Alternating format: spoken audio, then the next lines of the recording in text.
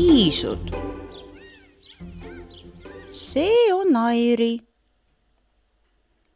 See on tema vend Aavo. Nad mängivad liivakastis. Aavo sõitis liivakasti serval autoga.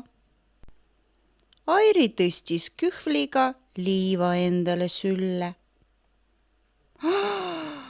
Airi, sa määrid oma kiisudega kleidi ära. Pärast on ema sinuga kuri, arvas Aavo. Kiisudel on kõht tühi. Ma annan neile putru süüa.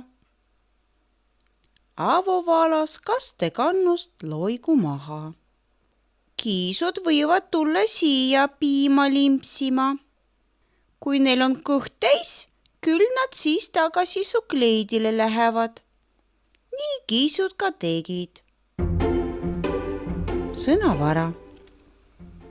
Liivakast, kastekann, kühvel, kuri.